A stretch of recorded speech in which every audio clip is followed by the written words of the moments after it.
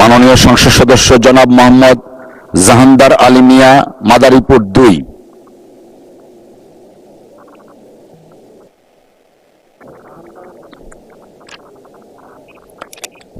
বিসমিল্লাহির রহমানির রহিম। মাননীয় স্পিকার, আপনাদের সর্বপ্রথম ধন্যবাদ জানাই যে আপনি একটা কথা বলেছেন, আমি কৃষকের সন্তান। আমিও কৃষকের সন্তান।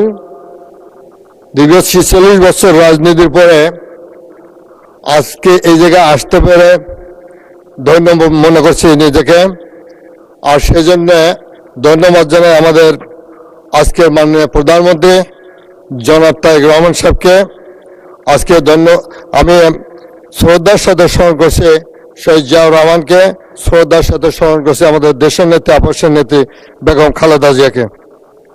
মাননীয় মন্ত্রী, মাননীয় স্পিকার, আপনার মাধ্যমে আমি স্বাস্থ্যমন্ত্রীর দৃষ্টি আকর্ষণ করে বলতে চাই যে মাদারীপুরে 250 শয্যা বিশিষ্ট হসপিটাল, মাদারীপুরে 12 লক্ষ মানুষের অবস্থান। আমার হসপিটালে সবকিছু আছে, যোগ্য ব্যক্তি না থাকার কারণে আমাদের সব জিনিসগুলো অচল হয়ে যাচ্ছে। আমি আজকে তার মধ্যে দিয়ে একটু বলতে চাই, আমি স্বাস্থ্যমন্ত্রীর দৃষ্টি আকর্ষণ করে আপনার মাধ্যমে।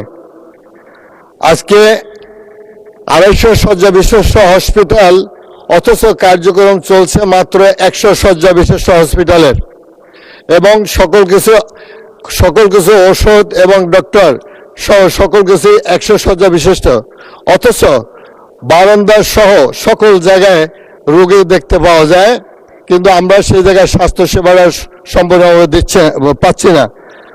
মাননীয় স্পিকার, আপনার মাধ্যমে স্বাস্থ্যমন্ত্রীকে অবগত করতে চাই যে আমার 100 শয্যা বিশিষ্ট সকল ডাক্তার আছে,